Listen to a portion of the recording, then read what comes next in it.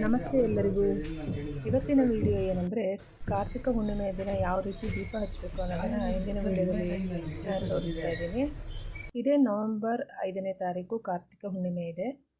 ಅದೇ ರೀತಿ ನವಂಬರ್ 4ನೇ ತಾರೀಕು ಕೂಡ ಏಕಾದಶಿ ಇರೋದ್ರಿಂದ ತುಂಬ ಜನ ಹೇಳ್ಬೋದು 365 ದೀಪ ಹಚ್ಚೋದು ಅಂತ ಹೇಳ್ತಾರೆ. ಅಂದರೆ ಇದು 365 ಬತ್ತಿ ಇರುತ್ತೆ ಅದರಲ್ಲಿ. ಅದನ್ನು ತಂದು ಮನೆಯಲ್ಲಿ ಹೇಗೆ ಹಚ್ಚೋದು ಅಂತ ಹೇಳ್ತಾ ಇದ್ದೀನಿ.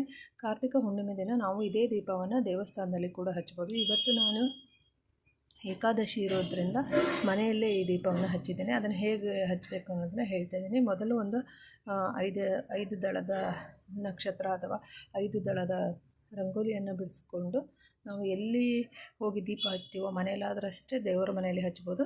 ಹೊರಗಡೆ ಅಂದರೆ ದೇವಸ್ಥಾನದಲ್ಲಿ ಹಚ್ಚೋರು ಸ್ವಲ್ಪ ನೆಲವನ್ನು ಶುದ್ಧ ಮಾಡಿ ಸ್ವಲ್ಪ ನೀರು ಹಾಕಿಬಿಟ್ಟು ನೆಲ ಶುದ್ಧ ಮಾಡಿ ಅದರ ಮೇಲೆ ಒಂದು ರಂಗೋಲಿಯನ್ನು ಇಟ್ಟು ಅದಾದ ನಂತರ ಒಂದು ಹಾಳೆ ತಟ್ಟೆಯನ್ನು ತಗೋಬೇಕು. ಹಾಳೆ ತಟ್ಟೆ ಮೇಲೆ ಸ್ವಲ್ಪ ಅಕ್ಕಿಯನ್ನು ಶುದ್ಧ ಅಕ್ಕಿಯನ್ನು ತಗೊಂಡು ಆ ಶುದ್ಧ ಅಕ್ಕಿಯನ್ನು ಆ ತಟ್ಟೆ ಮೇಲೆ ಹಾಕ್ಕೊಂಡು ಅದಾದ ನಂತರ ಏನು ಗ್ರಂಥಿಗೆ ಅಂಗಡಿಗಳಲ್ಲಿ ಸಿಗುತ್ತೋ ಬತ್ತಿ 365 ಬತ್ತಿ ಅಂತ ಕೇಳಿದ್ರೆ ಕೊಡ್ತಾರೆ. ಆ 365 ಬತ್ತಿಯನ್ನು ಎಳ್ಳೆಣ್ಣೆ ಅಥವಾ ಕೊಬ್ಬರಿ ಎಣ್ಣೆ ಅಥವಾ ತುಪ್ಪ ಈ ಮೂರರಲ್ಲಿ ಒಂದು 5 ನಿಮಿಷ ನೆನೆ ಇಟ್ಟು ಅದಾದ ನಂತರ ಒಂದು ಮಣ್ಣಿನ ಹಣತೆಯನ್ನು ತಗೊಂಡು ಅದಕ್ಕೆ ಅರಿಶಿನ ಕುಂಕುಮವನ್ನು ಹಚ್ಚಿ ಅದರೊಳಗಡೆ ಇಡಬೇಕು ಬತ್ತಿಯನ್ನು. ಅದಕ್ಕೆ ಎಣ್ಣೆ ಅಥವಾ ತುಪ್ಪವನ್ನು ಹಾಕಬಹುದು.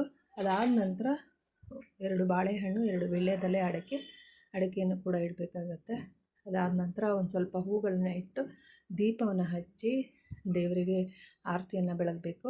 ಇದಾದ ನಂತರ ನಾವು ಏನು ದೇವರಲ್ಲಿ ಯಾವುದಾದ್ರೂ ಒಂದು ಸಂಕಲ್ಪವನ್ನು ಮಾಡಿಕೊಂಡು ಹಚ್ಚಬೇಕಾಗತ್ತೆ. ಇದನ್ನು ಅಲ್ಲೇ ಬಿಟ್ಬಿಟ್ಟು ಬರಬೇಕು. ದೇವಸ್ಥಾನದಲ್ಲಿ ಅಂದರೆ ಅಲ್ಲೇ ಬಿಟ್ಟರೆ ಅಲ್ಲೇ ತೆಗೆದು ಅವರು ಅದು ಉರಿದು ಆರಿದ ನಂತರ ಅದನ್ನು ತೆಗೆದು ಬಿಸಾಕ್ತಾರೆ. ಅದನ್ನು ಹಣತೆಯನ್ನು ತೆಗೆದುಕೊಂಡು ಅಕ್ಕಿ ಎಲ್ಲ ತೆಗೆದುಕೊಂಡು ಅದು ಹಳೆ ತಟ್ಟೆನೆಲ್ಲ ಅವರೇ ಬಿಸಾಕ್ತಾರೆ. ಮನೆಯಲ್ಲಾದರೆ ನಾವು ಅಕ್ಕಿಯನ್ನು ಬೇಕಾದ್ರೆ ಸ್ವೀಟ್ ಏನಾರು ಮಾಡಿ ತಿನ್ಬೋದು, ಏನೂ ತೊಂದರೆ ಇಲ್ಲ.